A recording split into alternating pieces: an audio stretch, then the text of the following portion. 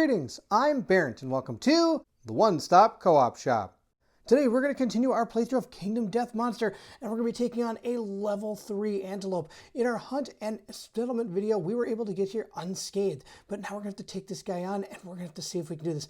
I'm going to go ahead and show you everything this monster has and we're going to see what we can do about it. Sadly, I've already looked at a lot of the stuff and I think we're in a world of hurt. I may be a little over my head. We shall see how it goes. First, let me go ahead and show you what he has.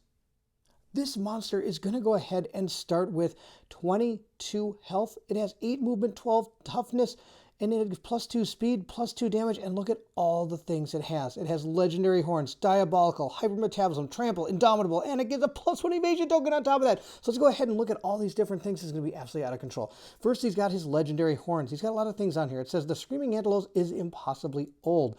The monster gains plus 4 toughness tokens and a plus 1 speed token.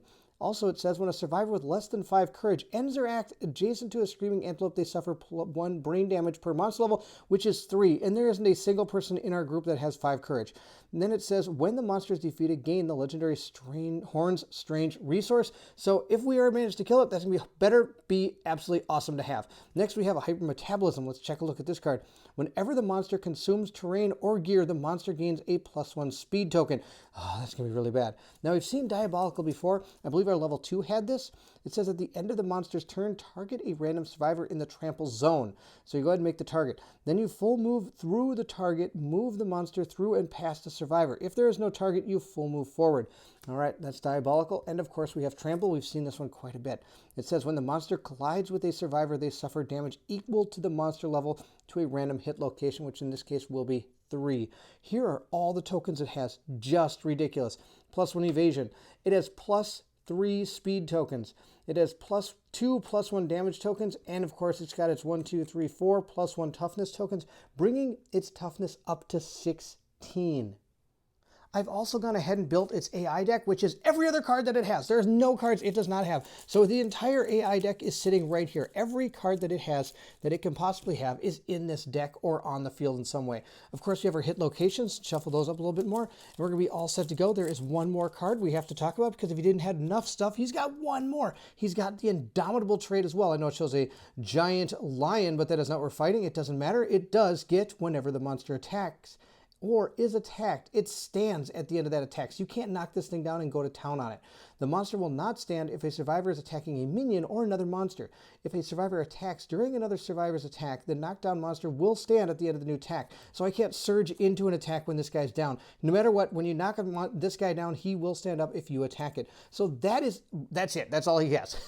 If that wasn't enough. All right, so we're going to go ahead and see what we can do. Of course, he goes first. We're going to draw our top AI card and see what he is going to do. He's going to stomp and snort. Random survivor in range. Well, there's nobody in range, so it's going to go ahead and graze. That's awesome. Let's see here. It says immediate target. The Screaming Antelope begins to stomp and snort excitedly, and a gurgled moan sounds from under its mouth. Turn to face target and roll a d10 on a 4+. The target suffers 1 brain damage per monster level and is knocked down. In addition, the target, if it's insane, they suffer knockback 5. Okay, well, we're not going to do any of this because it didn't actually intimidate the target. So we're going to go ahead just graze instead. And if we remember our hypermetabolism card, that's no good. The graze card states the monster full moves to the closest acanthus plant and ends its turn. If the monster is on or adjacent to an acanthus plant, it will heal after it devours the terrain. If there's no acanthus plant in the showdown board, instead full move forward in a straight line. Well, there's tons of acanthus and it's going to go ahead and move.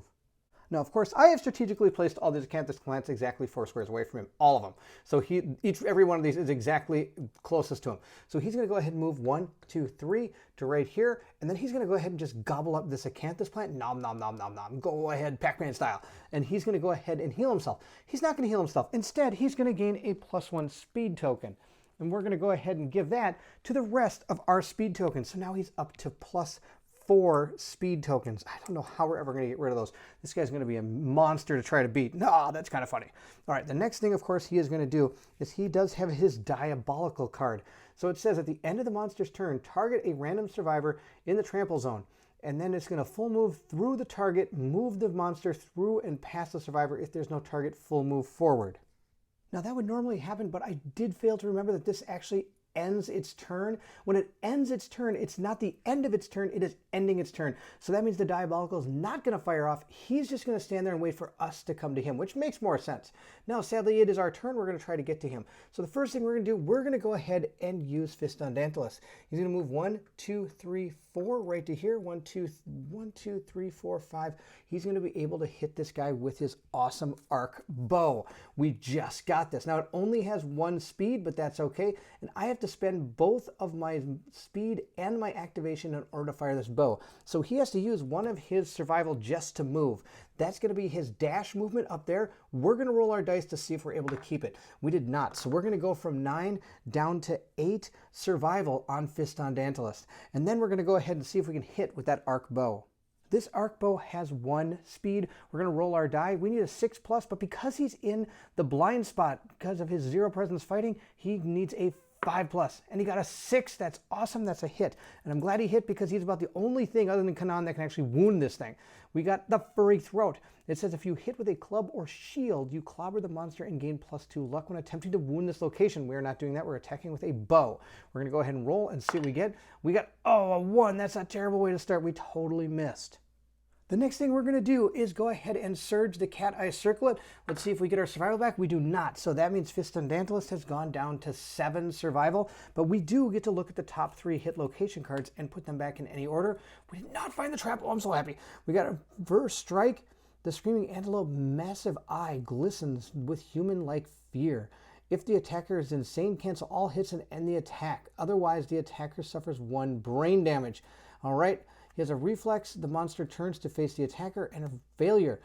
If the attacking with a melee weapon, it is kicked out of reach of the Screaming Antelope thrashing hooves. Spend an activation to retrieve your lost weapon before you can be used again. If you're fighting with Fist and Tooth, you suffer the dislocated shoulder. I'm going to put them back in this order. I have a plan. We're going to move into Gold Moon's turn. Gold Moon is actually going to go ahead and go for this. No, she's not going to go for the Acanthus plant. She's just going to go 1, 2, 3, 4, 5. 1, 2, 3, 4, 5. Actually, she's going to go 1, 2 over here. I've placed these guys terribly. Move there, and then she's going to go ahead and pick up the debris. And we're going to roll to see what happens. We'll roll our die, and we got a 9. That's going to be really good. Let's check out what 9 says on the debris card. It says, find useful gear. Oh, gain a bone blade. That's not useful at all. Oh, I'd rather have a scrap sword. All right, so we're going to go ahead and archive this. That's awesome. I got a bone blade. Put it in our stash. Now she's going to go ahead and dash. 1, 2, 3, 4, 5 up to here. And then she's going to surge and go ahead and try to hit with the Whistling Mace and that shield. The reason I'm doing that is she actually is probably going to have no way of hurting this thing. So if she can trigger that ability for her to cancel all the hits, we could probably have the 2 main attackers come in with that gone and maybe do some damage. So we're going to go ahead and grab our Blood Paint and use a lot of these things. The first thing I'm going to do is we're going to go ahead and we're going to do that block. I'm going to block with our leather shield. That's just fine. Now we're going to go ahead and attack with that mace. I got 3 attacks. I need a 6+, but again, I'm in the blind spot because she has a 0 presence fighting art. She needs a 5+. Oh my goodness, she missed with absolutely everything. That is absolutely terrible. Because she does not have 5 courage, at the end of her activation, she is going to be knocked down. This is going to be a very exciting thing to see a lot. It's going to go into his turn next. I believe we're going to use him next. He's going to dash 1, 2, 3, 4 to right there. Then he's going to go ahead and activate that Screaming Coat.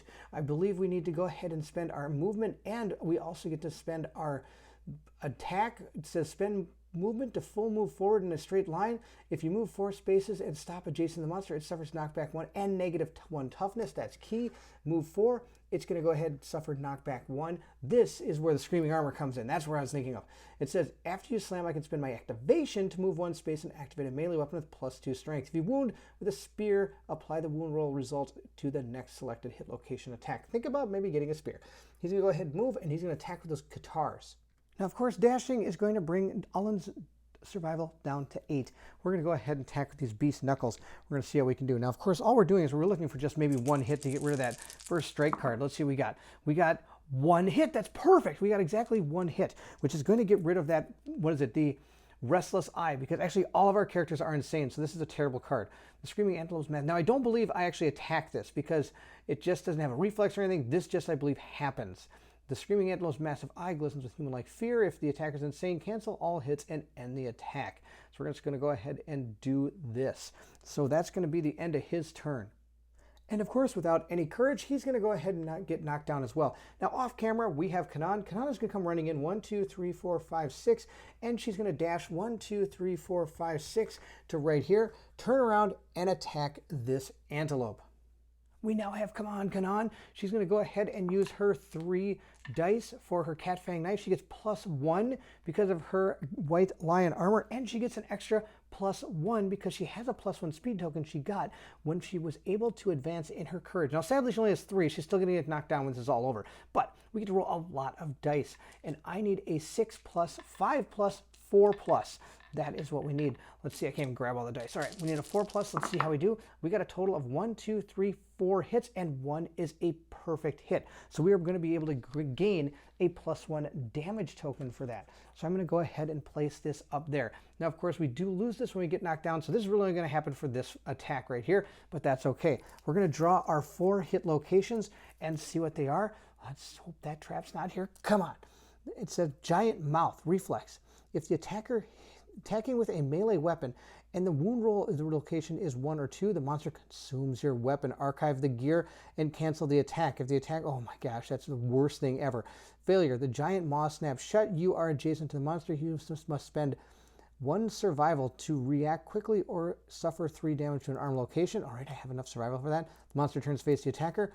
And if the attacker hits with it, oh man, all right, I got a lot of bad things. All right, so here's the deal. I'm going to put this one like that, and then we're going to do this one and this one. Okay, so we're going to put them in that order. That's the plan. Let's see how we do. We have to do some damage to this thing. So I get to go ahead and roll some dice. Oh my gosh, I'm actually a little bit nervous about this. So I get +2, 3, 4, 5, 6, 7 to this roll. So let's go ahead and see how we do. We get +7. We're going to go ahead and roll. We got an 8. 8 + 7 is 15. And that is enough. He has 16, but he's at -1 right now. So we did wound with this roll. I need an 8 or better to wound on this guy. Well, let's keep rolling and see how it goes. We're going to roll on the pallet. We got a 3 + 4, 5, 6, 7, 8, 9, 10, 11, 12, 13. That's not enough. So I must spend 1 survival or take 3 damage to an arm location. I don't want that to happen, so we're going to go ahead and spend our survival. We have 9. We used 1 to dash to 8. We have to use another 1 to 7 to not get snapped on. Now we have to continue seeing if we can take this guy down. Wow, I don't know how we're going to do this. All right, we're going to roll our next die, and we got a 6, 7, 8, 9, 10, 11, 12, 13, 14, 15, 16. Again, we wounded him. All right, that's 2 wounds. Oh my goodness. 1 more. Come on, let's see what we do. Oh, 5. I can do more math. 5, 6, 7, 8, 9, 10, 11, 12, 13, 14, 15. That thing just saved us. We did 3 damage to him. We only have to do like, what, 18 more or something. I can't believe how lucky we got. There were some really, really bad ones in there. 1, 2, 3 wounds off the top. All right, I'll take it. And we're going to go ahead, and I think we're going to continue the fight. I can surge now and attack. Actually, joke's on me, I can't. I have to actually fall down because I don't have 5 courage, so I am knocked out at the end of my activation. So I lose my +1 damage token. Now, if I wanted to, I could go ahead and have Fiston Dantilus encourage her to stand up because she still has a surge left if she wanted to use it. Or I could use it for him. There's a lot of different things I can do. It's tough to decide. I think we're going to do it. We're going to go ahead and encourage her because that surge, she's the only one that could do damage. Okay, he did not get to save his survival, so he's going down to 6. He's not saving anything. Come on, Fiston Dantilus, use your powers. All right, she's going to stand up, though, and now she's going to attack again with her surge, bringing her survival down to 6. She's down to 6 survival already. It's only the first turn. Come on, Kanan, here we go again. We're going to go ahead and roll our 5 dice. We need to get a 5 or better. Let's see how we do. We hit with, oh, we got another perfect 10. We did not hit with this one, I don't think. 6, 5, 4. No, that still hits, but we have to gain our +1 damage token again. Oh, this saved our life last time. Let's see what it does this time. I get 4 hit locations again. All right, come on, no trap, no trap, no trap. Let's see what happens here. Come on. We've got the gnarled horns. If the attacker is adjacent to the monster, their weapon is stuck. Tugging frantically, it comes loose, but you stumble and suffer knockback 5. Yuck. You hit with a club or shield, you gain +2 luck. Not happening, but it might be first. You strike the magnificent bushy tail. Oh, that's fantastic. Okay, and this one's the restless tiny hands. Grasping your tiny hands, make rude gestures at you. Startled, you gain +1 insanity and lose your composure. Spend an activation to regain your senses before you can attack again. Barf. All right, This one's going to go, the gnarled horns are going to go last. We're just going to go in that order. We're going to start with our furry, bushy tail here and see how it goes. Our first roll is going to be, oh, Lantern 10 critical wound. It says gain 1 Screaming Antelope resource. The Screaming Antelope is off balance. The monster gains -1 accuracy token. Oh, that's going to be fantastic. Yes, I can't believe that. So we're going to remember that, and we're going to continue on. That's a wound. Let's see how we do against this one. Oh, let's get something good again. Oh, we got a 2. That's going to be a failure. Okay, so we don't have to worry about it. There's no reflexes or anything on that card. Now comes these. These are the tough ones. We need to hit these. Let's see what we got. We got 4. Oh, no, I don't know if this is going to work. 4, 5, 6, 7, 8, 9, 10, 11, 12, 13, 14. Oh, I don't think I got him. That's going to be too bad. Make sure we get this right. 3 strength, plus there's 5. 6, 7, 8 for our necklace, 9, 10 for our white lion armor, and then 9, 10, 11, 12. No, I don't think we hit. Oh, boo. So I got 14. He has a 15 because he has a -1 from our actual screaming coat going off. So sadly, we did not wound this, so the failure is going to happen. I'm going to gain +1 insanity, and I have to spend an activation before I can actually attack him again. That's going to be sad. All right, we have 1 more to go. Let's see how we do against the gnarled horns. We're going to roll it up as I drop one out of the thing. Ooh, another critical wound. That's awesome. Let's see what this one says. It says, gain 1 Screaming Antelope resource, persistent injury, crushed crown. Blood pours from the ruined crown. Affects some AI cards, hopefully the ones that are going to hurt us a lot. So we have critically wounded him twice. I gained 2 Screaming Antelope resources, and he has a -1 toughness token. Now, of course, I have to remember I have to spend an activation, so how I'm going to do that is I'm going to go ahead and put this die right on top of this knife so that I remember I have to spend the activation before I can actually activate the knife. We'll take 2 more wounds off the top. Now I also get to give it a -1 accuracy token, which is awesome, and we get to gain 2 Screaming Lantern resources. We have found Shankbone and Beast Snake. Well, Snake, it's not a snake. All right, we're going to go ahead and give these to Kanan because she's the one that destroyed this thing. We're going to go ahead and put our -1 accuracy token right here. And now we have to make sure we didn't do... Oh, I forgot about his evasion token. Oh, I don't know if I would have hit some of those hits. Oh, well, we're going to keep on playing and keep on going. I think it's going to be his turn now. And oh my gosh, look at this. 1, 2, 3, 4, +1 speed tokens. She's going to be knocked down. And at this point, I am actually going to... Oh, I can't encourage. He's already encouraged her. I was thinking about going ahead and using... Oh, I could use encourage because now it's the new turn. It's our Antelope's turn. It's come all the way back around. I'm going to use his encourage to stand him up, her up. The reason is because I want this thing to attack her. In order for it to attack her, she needs to be a threat. Otherwise, it's going to go flying at him, and he's going to get destroyed faster than anything I've ever seen in my life. We're going to go ahead and draw our next AI card for our Screaming Antelope. But before we do, of course, I need to roll to see if I keep my survival. Oh, he finally gets to keep his survival, so he stays at 6. Let's see what the Antelope does. Hopefully nothing too bad. It says, bite.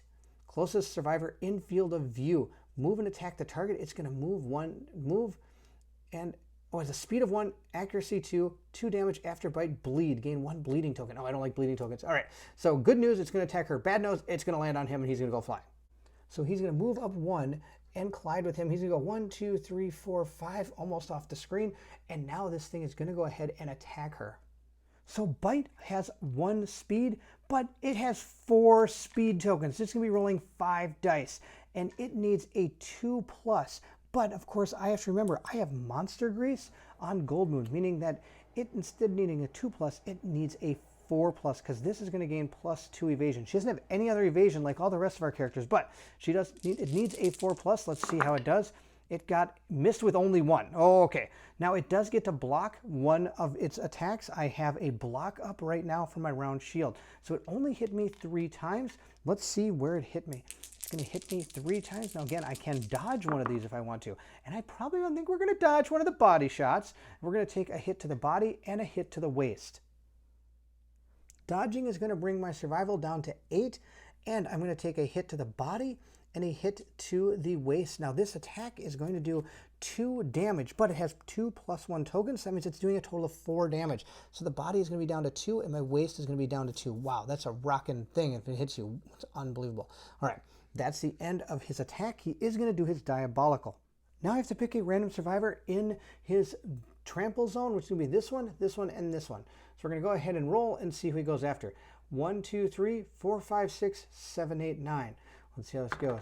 One, oh boy, it's going at her. All right, now I could use her to encourage her, but I think I'm just going to let it trample straight through. I think that's going to be the deal. This poor person is going to get hit for 3 damage, but that's what it's going to do. 1, 2, 3, 4, 5, 6, 7, 8. I don't know if I'm going to be able to catch up to it. 1, 2, 3, 4, 5. Nope. 1, 2, 3, 4, 5. Oh man, okay, that's the end. It has gone ahead and trampled straight through her. She's going to take 3 damage. This thing is off the board. This thing is out of control. It's only fitting for when I roll to see where this thing hits Kanan, I can actually see it. Let's see how we do here. It hit her in the foot. That's going to be awesome. Femoral artery time. Now this is going to do damage equal to its level, so it's going to take 3. Her leg's going to go down to 1. It doesn't get to add the damage tokens to that. I'm going to go ahead and stand all our survivors up that were on the ground. I don't know how we're going to get to them. All right, we're going to start with him. Oh, I've got a plan. Maybe if I can get somebody up there to hit it, it maybe can make it have an attack card that makes it run backwards. Let's go ahead and dash. No, we're going to surge a cat eye circle it with him and see what happens. Let's go ahead and roll our die. We got a 4 fail. He's going to go down to 5 survival. He's losing it pretty fast, but that's okay. We're going to look at the 3 hit location cards because we have to be getting close to that trap. Let's see. Oh, there it is sitting right on top. All right, now let's see what the trap does.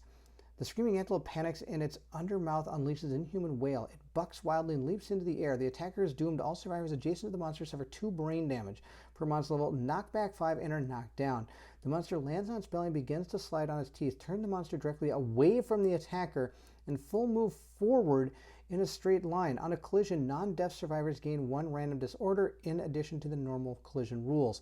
All right, so he's going to suffer 2 brain damage and knock back 5. That's really about it.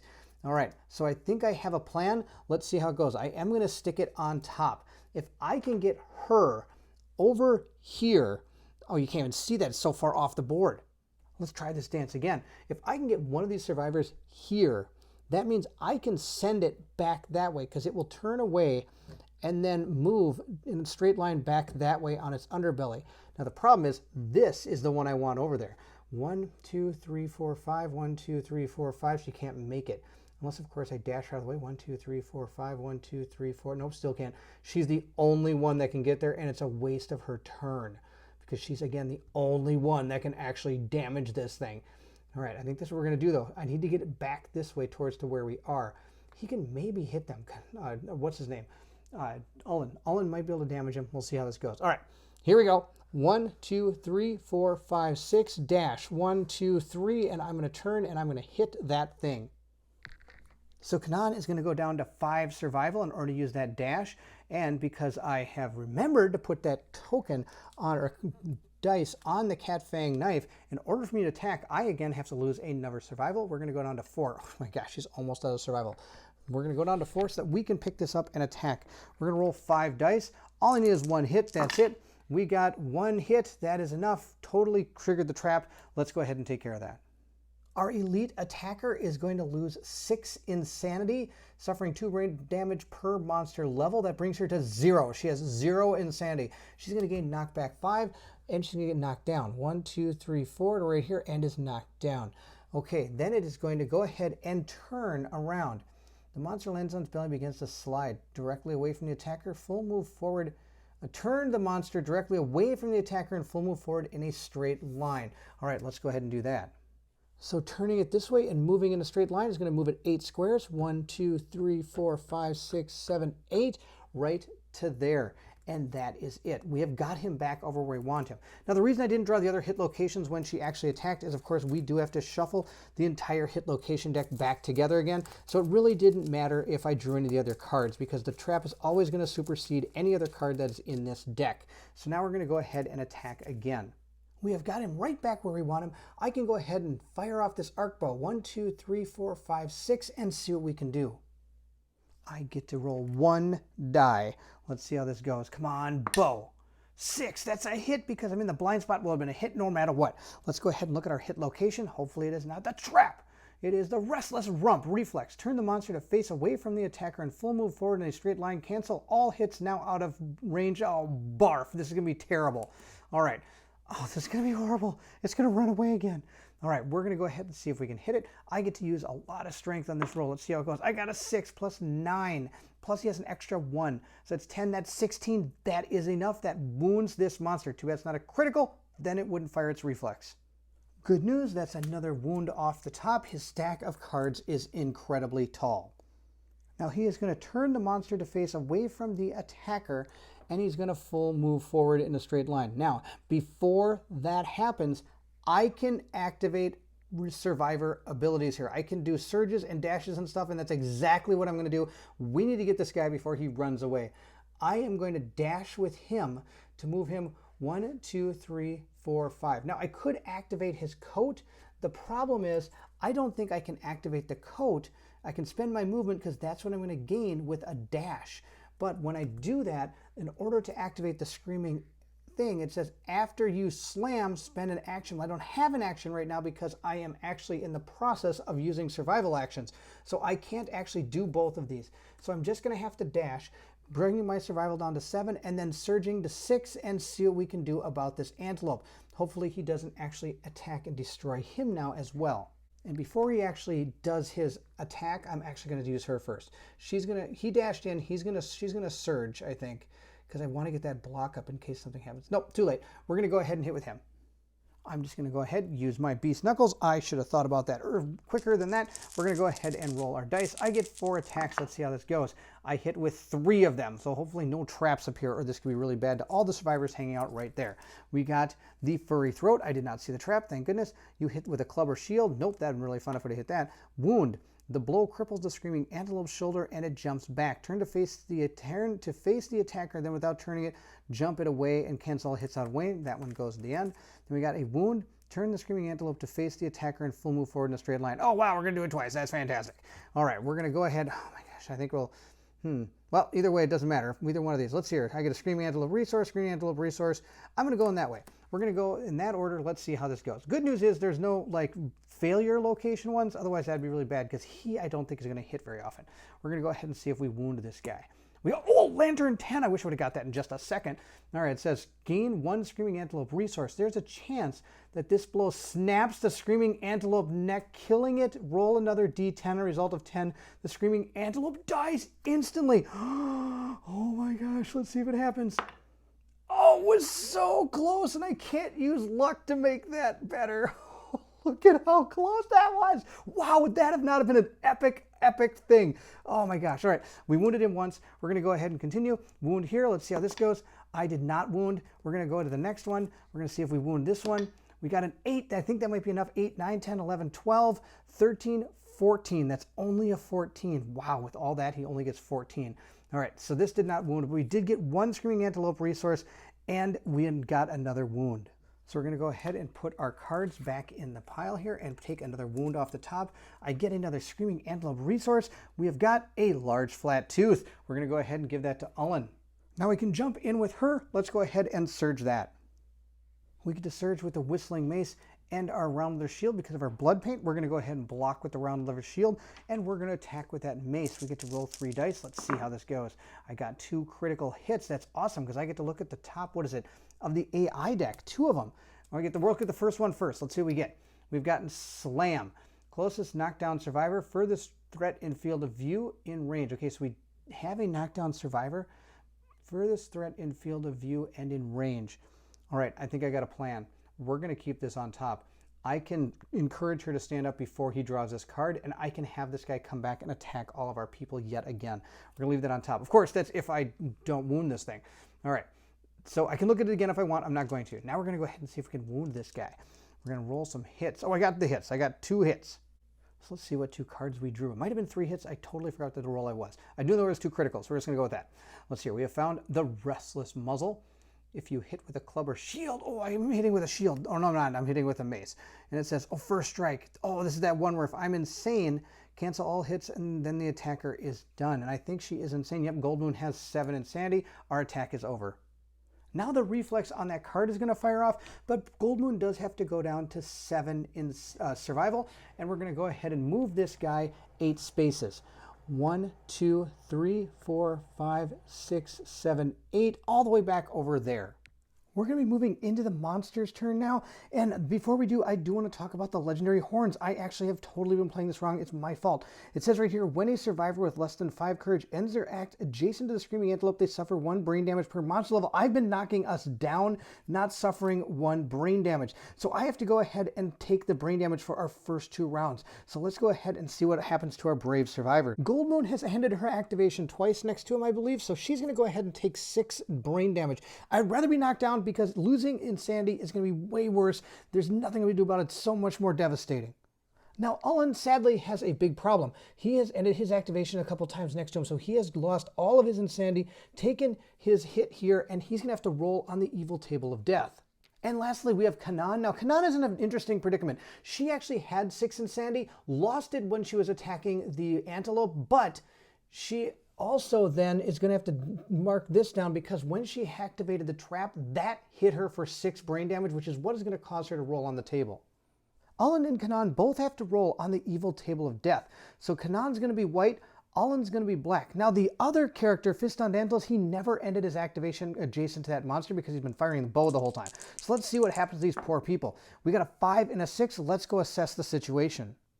Lucky enough, both of our characters suffered the same injury. Sadly, this injury is not that great. It's a dangerous seizure. It says you thrash about wildly, dealing 1 damage to yourself and every adjacent survivor. Gain a random disorder and D5 insanity. Our buddy Ullen here is going to go ahead and have to draw a disorder. We're going to go ahead and do a quick truffle shuffle here. Draw a card and see what we get. We've got anxiety. You are afraid of being afraid.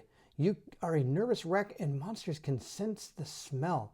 At the start of the showdown, gain the priority target token unless you have stinky gear in your gear grid. All right, that's not too bad. We're going to go ahead and give him anxiety, and then he gets to roll a d10 and see how much insanity he gains. 7 divided by 2 is 3.5, so we're going to go ahead and give him 4 insanity. It means he's going to be able to take at least 1 more attack against that thing, or I should say reaction against it. Kanan also has to take a disorder. We're going to go ahead and give him a little shuffle here and see which one we get. We have got seizures. Lingering damage from your head injuries has caused you to experience periods of uncontrollable shaking and absence of thought.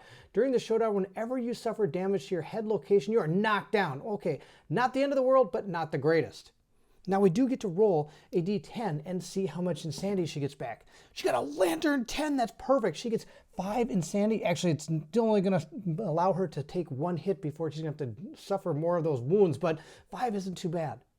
Now, we already know what the AI card is because remember we looked at it with our whistling mace.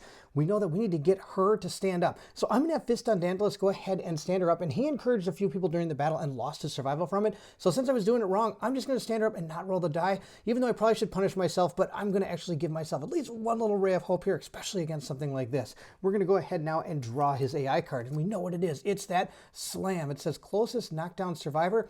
Furthest threat in field of view in range. If there's no target, we're going to graze. So there are no knockdown survivors, but the furthest threat is actually behind him.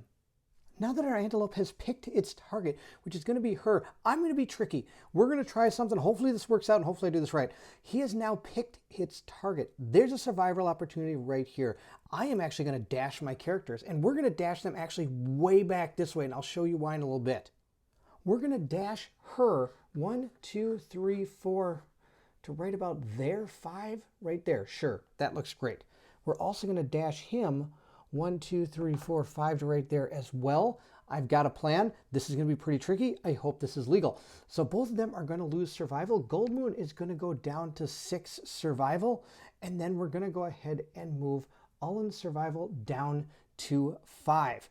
We're going to go his to 5, and we're going to go ahead, and then our Antelope is going to move and attack target. Now it isn't going to graze because it actually has picked its target. So it's going to move and attack target. It's going to turn and move 1, 2, 3, 4, 5, 6, 7, 8 right to there. Let's make sure I did that right. 1, 2, 3, 4, 5, 6, 7, 8 right to there. All right, so it has moved to its target. Now the thing I'm also going to do before it moves is I'm actually going to move Kanan, but you're not going to be able to see it. She's actually going to end up right over next to a acanthus plant right off of the camera, but outside of the Diabolical, which is going to happen next. So he's going to go ahead and use his Diabolical because it ended its turn. It's going to target a random survivor in the trample zone. I have nobody in the trample zone. The trample zone is here, and I have moved her onto the path in this quadrant right there, and that on this actual line right here. So she's also not in the Diabolical plan here, this little X that it does. So instead, it's going to full move through the target, move the monster through and past the survivor. If there is no target, full move forward. So again, our antelope is going to move 8, 1, 2, 3, 4, 5, 6, 7, right to there, meaning our characters now have a pretty good chance at getting to it. Now, I do also have to tick Kanan's survival down to 3. She's going to be out of this fight for a while, and I need to get her back there because she's one of the only ones that can actually damage it. So she isn't going to move yet because who knows, this thing might come flying back this way and she might get in the battle. With our cards resolved, we're going to move into our survivor's turn. I think we're going to go ahead and have Vistondantulus go first. He is going to surge the cat eye circlet and see what he sees. He's not going to surge the cat eye circlet. I lied. What he's going to do is he's going to move. He's going to move to right here because then he can be 1, 2, 3, 4, 5. He can shoot him from here. 1, 2, 3, 4, 5, 6. That's totally perfect. And he's actually going to use his movement and his action to go ahead and fire at the antelope. We're going to attack with our bow, and I need a 5+ because I'm in the blind spot, and we got a 6, so that's enough to hit our antelope. Let's go ahead and see where we have actually hit him. We hit him in the restless back. Good, not the trap. If you hit with a club or shield, okay, I'm not doing that. We're just going to go ahead and hit with our bow. Let's see if we're able to wound the monster. We got a 6 + 9 is 15, plus he gets +1 strength, and I believe he also gets +1 for being a 0 presence fighter. Our 0 presence fighter does state that you gain +1 strength when attacking the monster from its blind spot. So we did. We were able to wound our monster. It wasn't a critical wound, but a wound is a wound. So we're going to go ahead and take another wound off the top of the stack. Our bow is paid off. I'm really glad we got it. At this point, we are going to surge that cat eye circlet now. Let's see what we get. We get to not keep our survival. So he has gone down to 4 survival. He is, wow, I can't believe this person with the rawhide armor is just losing survival like crazy. We're going to go ahead and look at the top 3 cards of our hit location deck, and they are the Delicate Inverted Knee. If you hit with a club or shield, ooh, I think I know who's attacking next. Reflex, the Screaming Antelope frantically attacks everything around it. Once at a time, target each survivor in the zone of death and perform basic action. All right. And then Failure. If attacked with a melee weapon, it kicks and screams. Okay, we're going to go in this order right here, and I'm actually going to go ahead and have her go next. She's going to move 1, 2, 3 to here and go ahead and activate her abilities. Because of our blood paint, we get to go ahead and activate our weapons. Now, she already has a block up, and I don't know if she gets to keep this until it actually happens. I don't see why she wouldn't.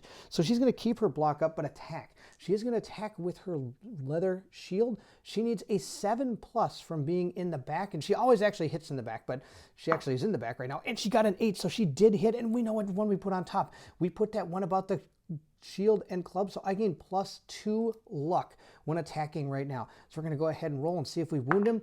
We got, a 4. We didn't wound him. That's too bad. That would have been really awesome. I could have crushed his knee. That would have been so good. Now we're going to go ahead and attack with our Whistling Mace. So we're going to roll 3 dice. I need a 5+. Let's see how we do. We got 2 hits, so we know exactly what 2 these are. We're going to go ahead and pull them. Now, sadly, these aren't going to be the happiest things on the planet, but we're going to go ahead and use the Reflex first. Maybe he might knock us out of there or something, and then I don't have to worry about being attacked by this thing. Oh, no, we'll just go with this first. I can just, what do I have to use? I have to use an activation to grab back my weapon. Not a big deal. We're going to go ahead and see if we wound him. We're going to roll a 9. Oh, that might be enough. 9, 10, 11, 12. And does she have any extra strength? No, she doesn't. So a 12 actually doesn't do anything. And we don't have any extra luck. Otherwise, she would be able to get a critical on this. So, wow, this thing actually went out. She needs a critical wound in order to hit this thing. All right, so she's going to have to, lose my weapon. So we're going to go ahead and lose the Whistling Mace. I'm just going to go ahead and flip it over to remind myself I have to use an action to get it back. We're going to go on to the next one, which is our Ferocious Spasm. We're going to go ahead and roll our die and see what we get. I need a critical 10, apparently, in order to wound this guy, but I didn't. So each time I'm going to get hit with a basic action, I am in the zone of death. So let's go ahead and check out our basic action. We're going to roll a speed of 2, plus it gets +4. with its speed tokens, which is just ridiculous. 1, 2, 3, 4, 5. I only got 5 dice. We're going to roll up, and he gets to roll 1 more. Now, it has a -1 accuracy token. I remember that. Sadly, I forgot the evasion token again, but I don't think I would have missed with too many of my attacks. Maybe I did. I don't remember. 1, 2, 3, 4, 5. We'll roll him up. See what we get. He got a 4, 5, 4, 5, and a 8. And let's see here. To hit her, he needs a 2, 3, 4, 5. He has a 5+, so he missed with 2 of these. He hit with 3. We're going to go ahead and roll 1 more, and he hit with 4. He gets to block 1. He's hit with 3. We're going to go ahead and roll 3 dice and see where he got hit her. The legs, the waist, and the body. Our Screaming Antelope does 3 damage every time it hits. And it hit in the body for 1, 2, 3, the waist for 1, 2, 3. It also hit in the legs for 1, 2, 3, leaving us with 3 left in the legs, but our body and our waist are both at the light here. And because we ended our activation and we don't have 5 courage, we're going to go ahead and take 3 insanity or brain damage, and we're going to have to roll on our evil vial table of death. And let's see what happened to poor Gold Moon. Gold Moon got an 8, so we're going to go ahead and see what that is. 8 means we're going to have to deal with lunacy, gain a random disorder, and D5 insanity. Gold Moon is going to gain D5 insanity. She's got 8, so we divide it by 2, she gets 4. So that's enough to at least take 1 moon. That's what we really need. Now, of course, she does get 1 disorder, so we're going to go ahead and do a quick truffle shuffle here and see what disorder we get. We have got Quixotic. It says you can carry the weight of your settlement on your shoulders. Everyone is counting on you to save them, and you will rise to the challenge. If you are insane, when you depart, gain +1 survival and +1 strength token. Wow, that's not a disorder. That's awesome. Sadly, I don't get it now because I've already departed. But hey, that's better than a lot of things that could have happened. It's time to rush in with All In. I really wish we could do our Screaming Coat, but we can't because I have to move forward in a straight line, and we had to get out of the way of his zone. 1, 2, 3 to right here, and he's going to go ahead and hit the best he can. So we're going to attack with our Beast Knuckles, and these are going to be pretty futile, but we'll give it our best shot. I get to roll 4 dice. We need a 5+. Let's see how we do. We got 1 hit. Wow, that's pretty funny. We're going to check our hit location and see what we have found. We have found a giant teeth. It's a super dense location. And I'm not attacking with a frail weapon, which is fantastic. We're going to roll our die and see if we are able to wound this this giant teeth. I need a critical wound. Let's see what we get. We got an 8. Oh, I needed a 9. That's too bad. All right, so he did not actually critically wound this monster, which is the only way he's going to actually hit it, because he has 4 + 2 is 6. So in order to hit a 16, he actually needs a 10, but the luck of 9 would actually critically hit it, which would be pretty awesome. At this point, I don't see why we just don't surge. We're going to go ahead to 4 and see if we can hit him again with our Beast Knuckles.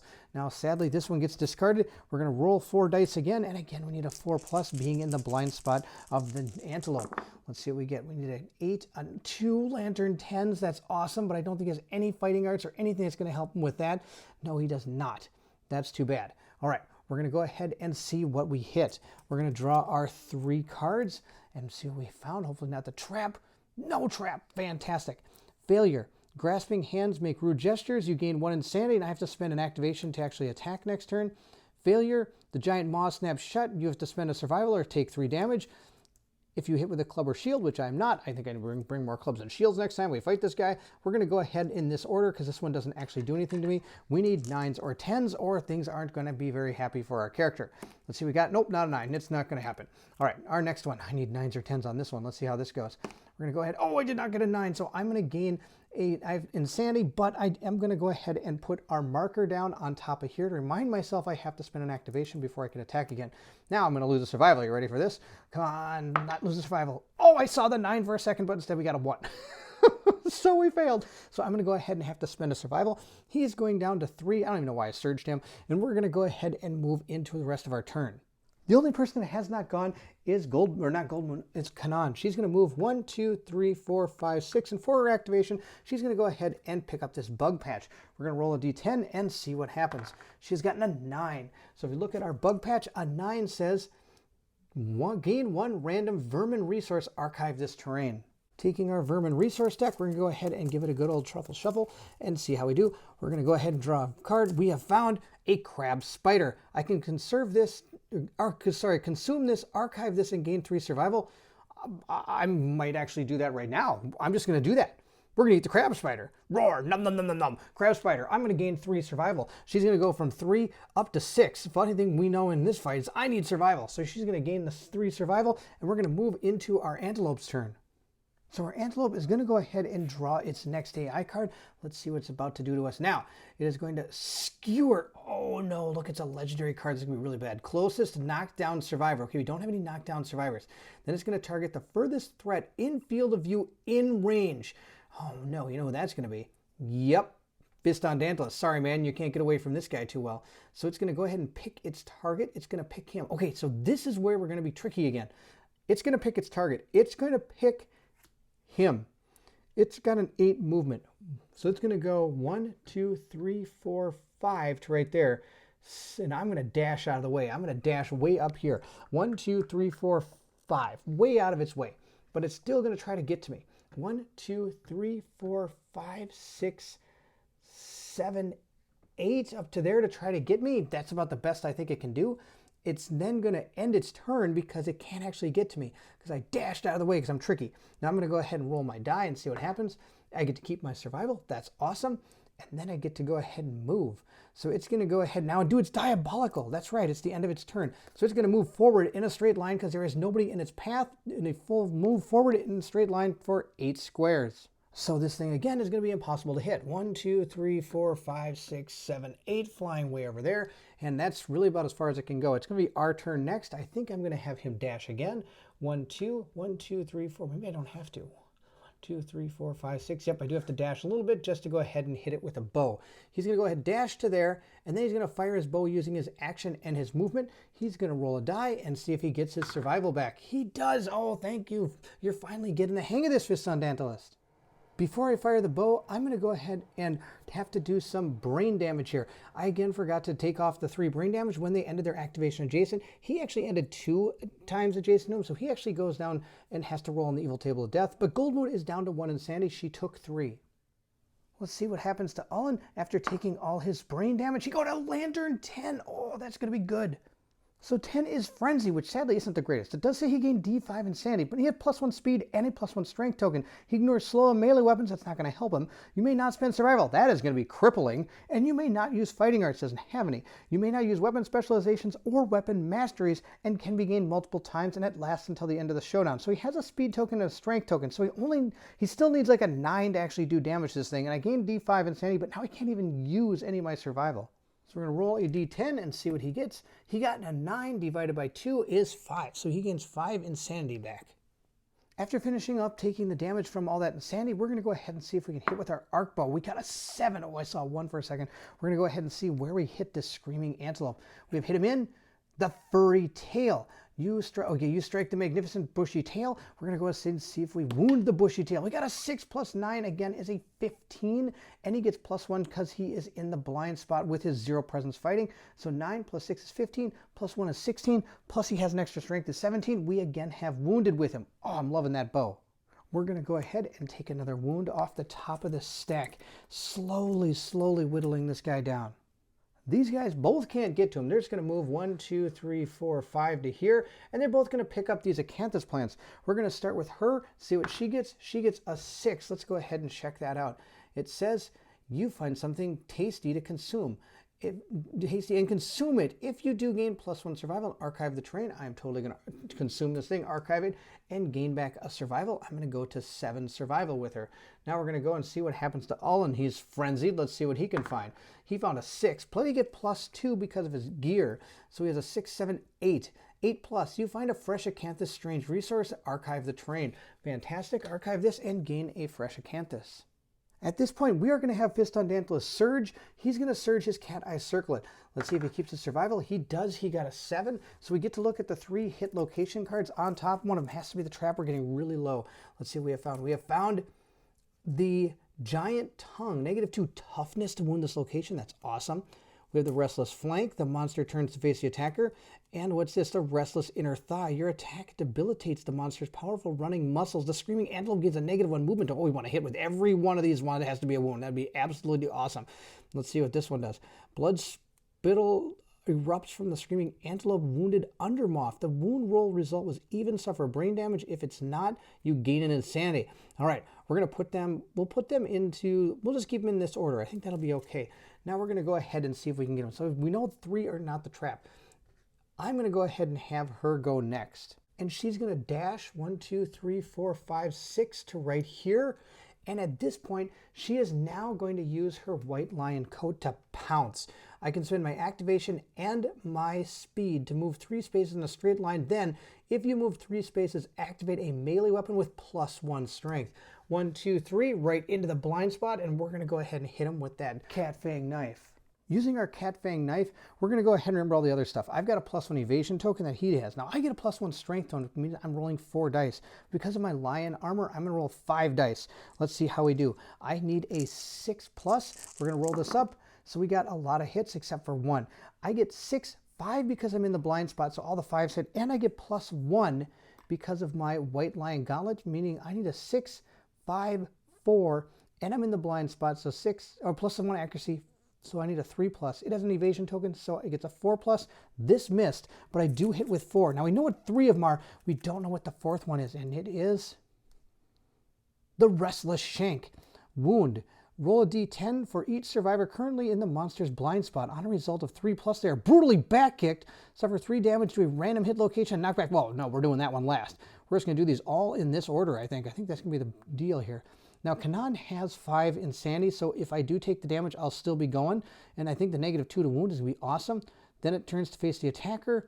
And what's this one? It doubles the attack, disables the monster's muscles. All right, we're going to go in this order right here. We're going to put that last one last because that last one's terrible. Now we're going to replace the white lion gauntlet with our white lion coat because now I'm gaining +1 strength. Let's roll these dice and see how we do. Our first wound. Let's see how it goes. Oh, I got a 9. Do I have any luck? Oh, sadly, I do not. But that's okay. A 9 is still going to be a wound. We'll take it. Let's go ahead and roll for our restless flank. We're going to roll that one up. And we got a 5, 6, 7, 8, 9, 10, 11, 12, 13, 14, 15. I think we just failed. So we need a 6 or better to hit because I only get +2 strength from this knife, and I don't have any +1 strength tokens anymore. I actually probably still should. No, I would have probably gotten knocked down at some point. We're going to go ahead and fail with that one. That's too bad. We're going to wound this one, though. Let's see how it goes. Come on, wound it, wound it. I got a 6. That's exactly what I need. It gets a -1 movement token. That's fantastic. So I wounded with this card. Now we have the last one. I don't even know if I want to wound with this one. Unless I critically hit it, that'd be the way to go. So I missed. I did not wound with this. We only did 1 more wound. Oh, man, our main attacker and only 1 wound.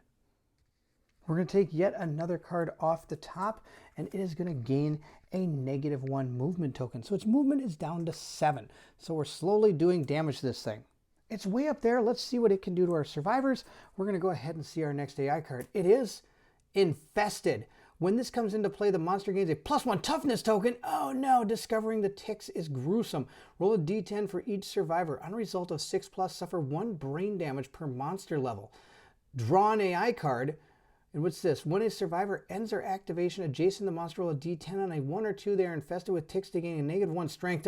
Oh my gosh, this could be the end of the game right here if this thing starts firing off. All right, first thing is first, I have to suffer 3 insanity or 3 brain damage because I ended my activation adjacent to that. I'm going to remember that at some point during this thing. At least I do get it eventually.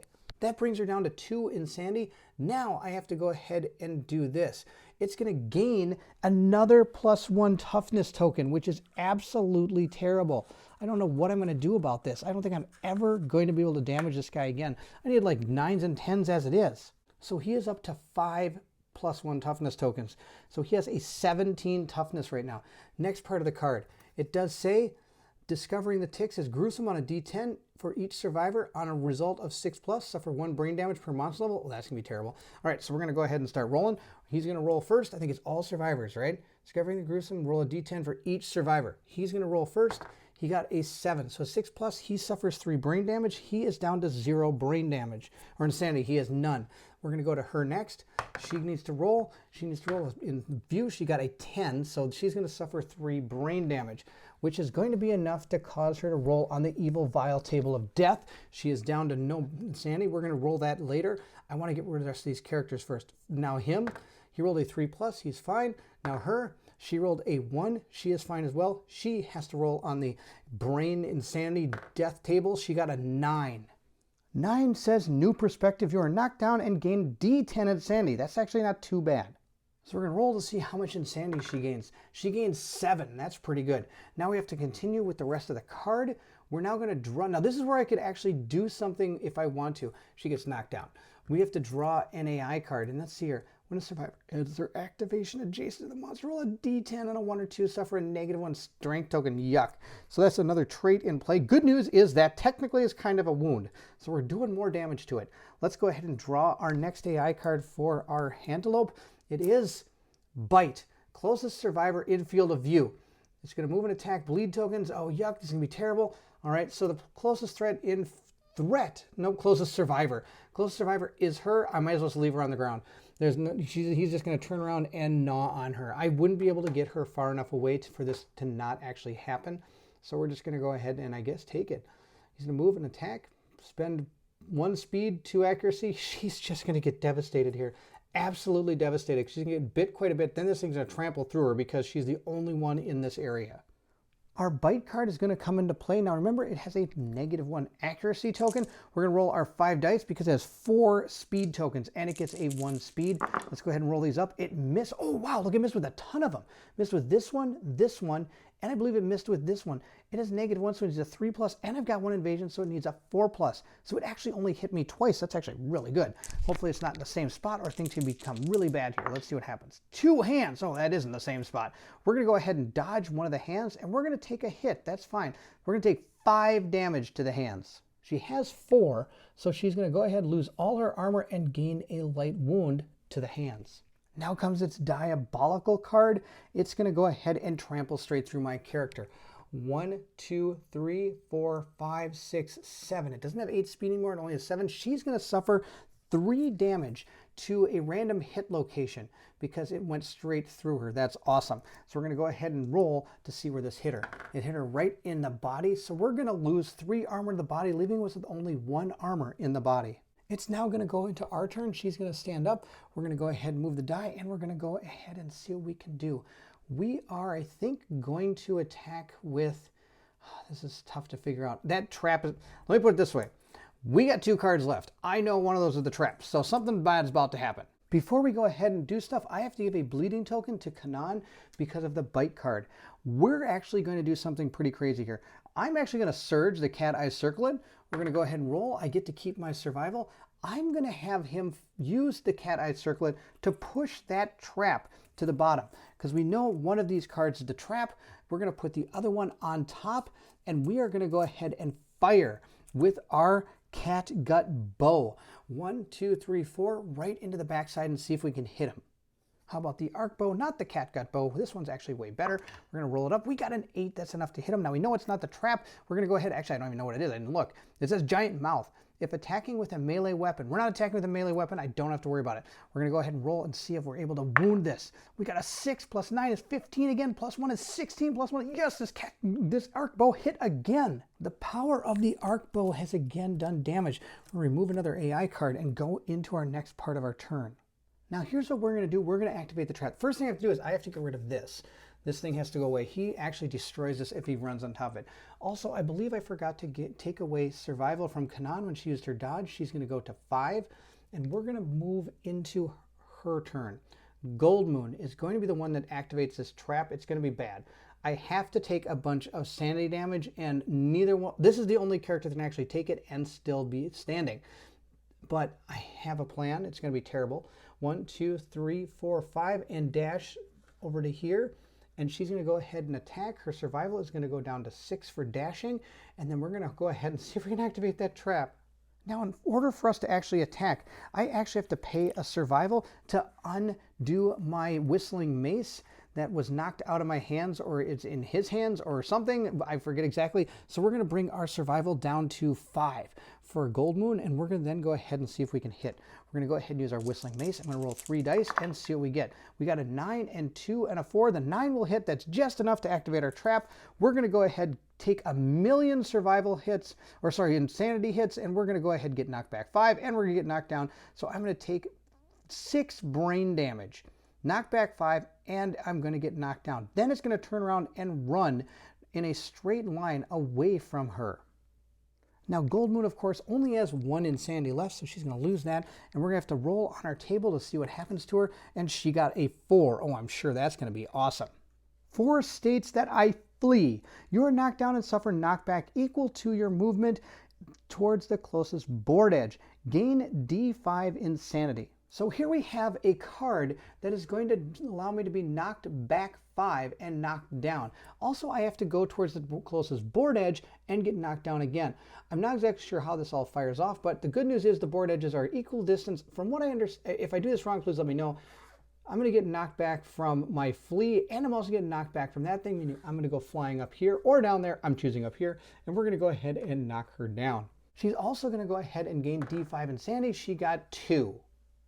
The 2 insanity did not really improve her situation, but we're going to go ahead and do the next part. The monster lands on its belly and begins to slide on its teeth. Turn the monster directly away from the attacker and full move forward in a straight line. On collision, non-death survivors gain a random disorder in addition to normal collision rules. So it's going to turn around and move 7 spaces. 1, 2, 3, 4, 5, 6, 7 to right here, meaning it's going to collide with her, but I'm going to go ahead and use my survival to get the heck out of the way, because she is not doomed. The attacker was doomed. So she's going to go ahead and spend 1 of her survival to go to 4, and she is going to dash to right here. So when this thing comes running, she's in a perfect spot to actually hit it. And now it's going to be her turn. So we are going to go ahead and shuffle up our hit location deck, making sure it's nice and shuffled. And we're going to go ahead and move into our survivor's turn. And only 1 left, really, because the guy who's got Frenzy is not actually going to be able to get up here and do anything to anything up here. Using our Cat Fang knife, it's going to be awesome. We get to roll 5 dice. Let's see how this goes. Now, of course, we're getting to the point where I'm actually going to have to get really high in order to actually wound this thing from now on. We're going to see what happens. I got a whole bunch of hits. We got negative. We missed with 1. This may have missed. It's got a +1 evasion token. I needed a 6+, 5+ because of my accuracy. So yes, that missed. We only hit it 3 times. Let's go ahead and see what 3 places we have hit our Antelope. We have hit it in the Giant Tongue, -2 to toughness to wound that location. That's awesome. Turn the Screaming Antelope to face the attacker and full move forward in a straight line. To face the, oh wait, turn the Screaming Antelope to face the attacker and full move forward in a straight, oh my gosh, that's terrible. All right, and wound. Your attack disables the monster's powerful running muscles. Oh, we're going to do that one second. This is the last one we're going to do. We're going to do them in that order. She's got enough insanity, so if she has to take a damage from the wound, it's going to be fantastic. We're going to roll our first one and see how good we do. We got a 4. That's not going to wound anything. 4, 5, 6, 7, 8, 9, 10, 11, 12, 13. No, nothing. We did not wound. Oh, wait, maybe we did. It's got -2 toughness. Let's figure this out. Sadly, no. It's got 16 minus 2 is 14. And I only did 13. So we did not wound with this location. That's terrible. I want to wound with this one. That would be awesome. We got a Lantern 10. Not only did we wound it, we actually totally destroyed this thing. Critical wound, persistent injury, degenerating wound. The monster's injury worsens if it moves. Whenever the Screaming Antelope moves, it suffers an additional wound. Discard this card at the end of the next round. Okay, I need to make this guy move as much as I can. That'll be awesome. Well, good news. If I wound him, he's moving. That'll be awesome. Wow. This is going to be free wounds if I can actually wound this. Come on, wound this thing. That'd be awesome. We got an 8. That's going to be enough. 8, 9, 10, 11. Maybe not. Let's go ahead and add it up. It's got 17 defense. We did 2, 4, 5, 6, 7, 8, 9 plus 8 is 17. That's exactly enough. All right, so it says here, turn the Screaming Antelope to face the attacker and full move forward in a straight line. I know it's going to be absolutely terrible because she's going to get trampled, but it takes a wound for moving. So we did 2 wounds to it with our critical and our normal wound, which is the one that made it turn and move. Now, of course, it says right here, persistent injury, degenerating wound. The monster's wound worsens, and whenever it moves, it suffers an additional wound. So it's moving right now. It suffers a wound. Oh, this is going to be awesome. All right, then we're gonna hopefully make this thing move a lot. Of course, good news, bad news, it turns to face the attacker and runs straight through her. She's going to get taking damage. She takes 3 to a location. Let's see what location. The feet. She's going to take 3 damage to the feet. Well, looks like 3 damage is enough to knock her over. She's going to take a light and heavy wound, and she has lost the armor in her legs. I'm going to go ahead now and knock her down, and I'm going to take 3 brain damage because I ended my turn adjacent, my activation adjacent to our Antelope. On top of that, we have to deal with the ticks. I have to roll on a 1 or 2. I gain a -1 strength token. I did not. I got a 6. We're totally fine. So she's going to go down to 4 insanity, and she's actually probably going to stand up and attack that thing again. I'm going to use his survival to encourage her to stand up. She's going to stand up and turn and attack this thing. We're going to roll to see if he gets to keep his survival. He does not. He goes down to 3 survival. And in order to surge, I have to go ahead and use one of her survival. She is going to go down to 3. Let's see if we can get him. We get to roll 5 dice with our cat fang knife, and we need a 5, 4, 4+ in order to hit. Let's see how this goes. We got 1 lantern, and we got 2 more hits. That's a total of 3 hits. And one of them was a +1 strength token, so we're going to go ahead and put that over there. Now we get to go ahead and see where we have hit this Antelope. We have gone ahead and hit it in the restless flank. The monster turns to face the attacker.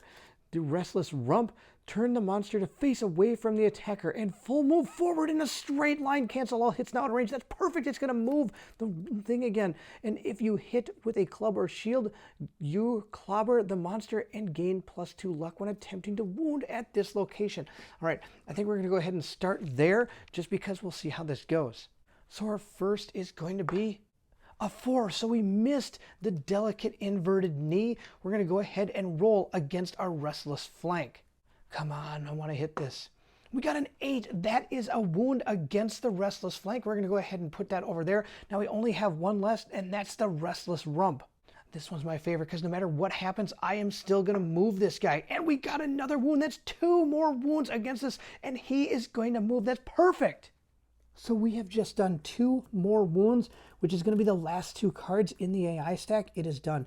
We're going to do 1 more wound because it's about to move. So I'm just going to go ahead and shuffle these up and get rid of 1 right now, and then we're going to move it. All right, there we go. Wow, this is going to be good. We're going to take one more card off, and now, because of which one is it? Is it this one? Yes. Turn the monster to face away from the attacker and full move forward in a straight line. Cancel all hits out of range now. Awesome.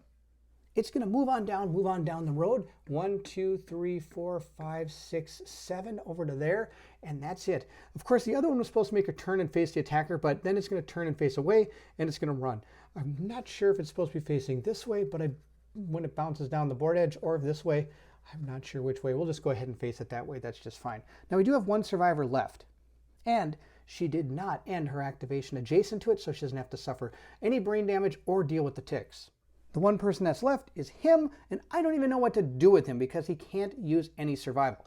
And he can't move 1, 2, 3, 4, 5. That's as far as he can go. He can't even get to this thing. So I think he's going to just kind of maybe stay out of range.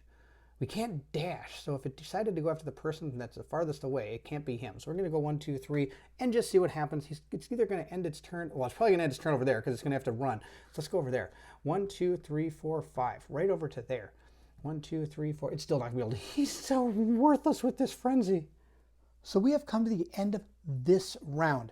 And I don't believe I discard this card yet, because it states discard this card at the end of the next round. So I believe this is going to stay in effect until we finish our turn next round. If I'm wrong, please let me know in the comments below, but I believe that's how it goes.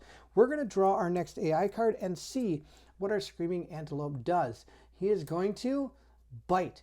Closest survivor in field of view. Let's go ahead and see who that, oh, I know who that's going to be. That's going to be him. Now, he might be able to dash out of the way. I believe he probably can. So let's go ahead and see what we can do about this. Well, we do have a small problem when it comes to dashing out of the way with Fist on Dantalus. He only has 1 speed. He got disemboweled. I totally forgot. He only has 1 speed. So if I wanted to, I could actually, what I could try to do is position him so his diabolical moves him in an advantageous way towards one of our survivors. He could actually come down here and bolt through both of us. That's going to be bad.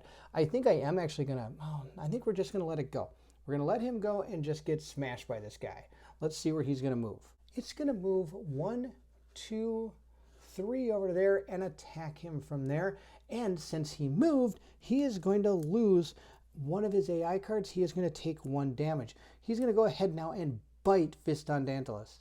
We're going to take this bite like a champ. He has a -1 accuracy token, so who knows? This might actually be not too bad. Nope, it's really bad. He only missed once. He's going to hit him 4 times. So we're going to roll our 4 location dice and see what happens. This could be the end for poor Fistondantolist. It is not the end. He is going to dodge this. So we're going to go ahead and roll to see if he keeps his survival when he dodged it. He does keep his survival, so he is going to take 1, 2, 3, 4 damage to all 3 of those locations. Taking 5 damage to all of those locations is going to pretty much cripple him into non-existence. He no longer has any defense on himself at all, and he has taken a bleeding token. One thing I would have liked to do before he actually made the attack against him is she should dash. He's going to get knocked down by this attack. There's nothing I can do about that. He's going to be laying there. He's probably going to be looking like that with his bow flying all over the place. This thing's going to come moving through. So I'm going to dash this character so it can hit this thing. It's going to diabolical straight through him. 1, 2, 3, 4, 5, 6, 7 to right there. So she's actually going to dash to right here. That's going to be where she positions herself with her dash. So she's going to go down to 2 survival. She has only 2 survival remaining. And then we're going to go ahead and let the diabolical go through. He's going to suffer 3 damage to a location. Let's see what it is. It's the hands. Oh no, he doesn't have anything he can do about that. Since he has no more armor, he's going to have to roll on the evil table of death, and he's got a 6. It says Contractor. The arm will never be the same again. 1 permanent accuracy is lost, and the injury is permanent and can be recorded multiple times. He's also going to go ahead and gain 1 more bleeding token. He is definitely not going to be a Robin Hood when he grows up, but that's okay. 2 bleeding tokens and -1 accuracy. Diabolical has made him move, so yet again he loses an AI card, which is totally fine. It's going to be our turn now. We're going to go ahead and stand her up. She's also going to use 1 of her survival to go to 4 to encourage our friend here with -1 accuracy, and he's going to use this bow again and see what he can do. Our monster is 5 spaces away, and we have a 6 range with the arc bow. We're going to go ahead and use it. We're hopefully going to run this guy into the ground. I need to go ahead and see if I hit with it. Well, not with a 1. I don't even know the accuracy in the world. Well, he just got a -1 accuracy token with his banged up arm. I guess that's one way to lose. Hey man, nice shot. We're going to go ahead and use a survival to cat eye circle it and see what happens. He keeps his survival. We're going to look at our top 3 hit location cards and see what they are. They are Giant Teeth, super dense. Attack hits the location with a frail weapon. Nope, not going to happen. Reflex, Screaming Antelope attacks everything around it. Reflex, it is going to consume the weapon. Oh boy, that's going to be bad. We're going to go ahead and put them in that order. We're going to go ahead and hit with that Cat Fang Knife. Our Cat Fang Knife allows us to roll 3. We have a +1 speed token, which gives us an extra die, so we're at 4. And we have our gear, which gives us 5 dice. Now he, of course, has a +1 evasion token that we have to deal with. Let's see how this goes. I need a 6 plus my accuracy is 5. That goes back down up to a 6, so we need a 6+ in order to hit this guy. Let's see how it goes. We got another Lantern 10. Yes! So we hit twice. And with that Lantern 10, that's going to be awesome. I get yet again another +1 damage token. So we're up to 2 +1 damage tokens. And we know what the 2 locations are. They are the Ferocious Spasm and our Giant Tooth. We're going to go ahead and hit the Giant Tooth first. Let's see how this goes. We get to add a lot of damage to this. Let's see. Oh, it's not damage. Sorry, it's a strength token. She doesn't have damage tokens. She's got +1 strength tokens. And she has 2 of them. So let's go ahead and see if we damage the Giant Tooth. We got a 5, 6, 7, 8, 9, 10, 11, 12, 13, 14, 15, 16. That's enough to wound. We have wounded this location. Okay, let's see what we can do about the reflex here. We need to get a 5 or better. Looks like we got a 6. That's 2 wounds. Now, of course, this thing's going to fire off, and it says this thing's going to perform a basic attack against everybody in the zone of death. There are only 2 AI cards left, so we've removed all the AI cards. We only have its basic action left. I'll tell you, that critical wound really, I think, turned the tide of this battle. Now, it gets to attack us with its basic action, which means it's going to hit us with a ton of bricks. 1, 2 speed, plus it gets 1, 2, 3, 4 speed token, or 4 because of its 4 speed tokens. This is going to be absolutely bad. Now, it does have a -1 accuracy token. Let's see if that plays into effect. Let's see what happens. We got a total of 1 miss, 1 miss. These 2 4s, it needs a 2+, 3+, and then 4+. Totally fine. It hit us just fine with 4 attacks. We're going to go ahead and roll our 4 location dice and see what happens to us. We got hit in a million places, and we're going to be rolling all over the place. Good news, she isn't going to be rolling against the head death table. She's only going to take 1, 2, 3, 4 damage to the head, so she's going to be at 1 left here, but she's going to be rolling on the body severe injury table because she has 1 armor left. She's going to take 4. 1, 2, 3, and she's going to be rolling on the table. Legs. Well, she's already rolling on the table, and legs, she's rolling on the table. She can't dodge because it is not her turn, or it's not the monster's turn, it's her attack. I'm going to be discarding both of her strength tokens because she's going to be knocked down from the body shot here. Not to mention the legs also knocked her down. She's also ending her activation adjacent to this thing, so she's going to have -3 insanity, meaning she's going to go ahead and be at 1 insanity. Also, there is a chance that she might have to deal with these ticks, and she got a 5, so she doesn't take a -1 strength token. We're going to roll on all these tables. Now, lucky for us, she also didn't get her weapon devoured, so I guess that's also a bonus. This is going to be our body. Those are going to be the 2 on the legs. So let's see what happens to our brave survivor. We got to... Oh, that's absolutely funny. I had an ace in the hole that I was planning to play. It was going to be our Drydacanthus, and it was going to save us if something really bad happened. It's not going to be able to save us if we have 3 really bad things happen to us.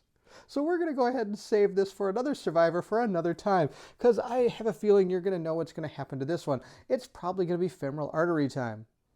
So this thing managed to hit both of our femoral arteries, squirting blood everywhere, and our character is dead. If that wasn't enough, it also had our bone fragment shoved through our heart. Kanan has died, but she did so good. Sadly, we just lost probably our best survivor, but we're going to have to still carry on and push through this. He's going to move, I don't know what to do with him, 1, 2, 3, 4, 5, I guess, and she's going to move 1, 2, 3, 4, 5. She could dash 1, 2, 3, 4, 5. What's the point of that? This guy can only move 1.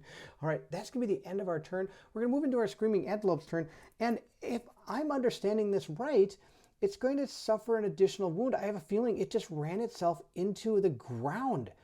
I believe it killed itself. The only card left is its basic action. So when it turns to do, it's going to closest knockdown survivor, no target graze, it's going to move towards one of these. So it moves over there, and when it moves, it's going to suffer a damage, and it's going to kill itself, from what I gather. So I don't think it's going to... No target graze. Let's go ahead and read what graze says. Maybe he's able to get to that thing and graze before he dies. The monster full moves to the closest Acanthus plant and ends its turn. Well, when it does, that means it's going to take a damage. If the monster is on or adjacent to Acanthus plant, archive the terrain and heal 1 wound. If there are no Acanthus... Yep. From what I understand, he dies. He can't actually deal with this. He's run himself into the ground. If I'm wrong, please let me know. But from what I understand, he has totally ran himself into the ground and has killed himself. Wow, what a way to end that fight. We took down a level 3 Screaming Antelope. That was an amazing fight. This one, again, is one of my favorites. I had a fantastic time. I was on the edge of my seat the whole time. I really have to say that this card was our MVP card. That and our bow. Our bow hit, I think, almost every time, doing a damage that's incredible. And this thing ran, I think, 5 damage off itself. If I'm wrong about how that card's played, please let me know. But I think that is how it is. I believe that's really what we really got out of this thing, is that card saved us. Of course, she did a fantastic job as well, and our survivors all worked really hard to take down this antelope. There's a lot going on in this fight, and I probably made a few mistakes, but we do get some awesome resources. One is if we're able to defeat a level 3 Screaming Antelope, we are able to gain a black lichen. It's a bone, organ, hide, consumable, other, it's everything. And it says here, malleable, pungent, and attractive. You may consume this. If you do, your lips turn gray, your hair whitens, and you become infertile. Gain +1 courage and +1 understanding and suffer the destroyed genitals severe waist injury. We have gotten that. We also get the legendary horns. We have these are bone or a scrap. Holding them fills you with power. We're going to put those there. On top of that, we get a mountain of resources. We get 6 basic 8 screaming antelope, and we get 2 vermin as well. So we're going to go ahead and give our basic resources a good old truffle shuffle here, and we're going to see how many we get. It's 6. And we're going to see what awesome stuff we got. 1, 2, 3, 4, 5, and 6. There we go. We got those 6 resources. We also get 8 screaming antelope, resources. Let's go ahead and mix these up. We get 1, 2, 3, 4, 5, 6, 7, and 8. Oh my gosh, a mountain of them. And on top of that, we get 2 vermin too. Can you believe it? Oh my gosh, 2. All right, we're going to go ahead and take 1 there and 1 there. Let's see what we get. A whole mountain of resources. We got a bone, monster organ, monster hide, monster organ. Oh, I'm actually really excited about just getting monster hides and organs. All right, here they come. Beefsteak, shank bone, screaming brain. Archive this and gain survival up to your current limit. Wow, that's pretty good. We also gain muscly gums, shank bone, a spiral horn, a pelt, a crab spider, a nightmare tick. Archive this and roll d10. The tick grabs the roof of your mouth and sucks all your blood. Oh my gosh, you die. Tastes like iron, no effect, or gain +1 permanent evasion on a 6+. Then we're back to our bones. So we have an absolute mountain of resources to bring back to our settlement.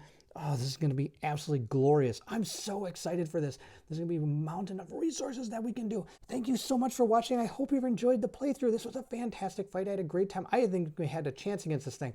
Of course, I did play the legendary horns incorrectly at the beginning, but we did try to rectify it the best we could. I apologize for doing that at the beginning. We're going to go ahead and continue into the settlement phase. If you did enjoy the video, don't forget to like, subscribe, and hit that bell symbol so you can see what is coming next for our brave survivors. Of course, we are down 1. If you also want to leave anything in the comments below, that'd be awesome. I love to hear from everyone. What are some of the things we should think about getting with all these resources? Absolutely mountain of them. Please let me know in the comments below what you think would be awesome to craft in the next settlement phase. Again, thank you so much for watching. And if you're excited to see the settlement and hunt phase in our next video, then I need you to meet me at the co-op shop.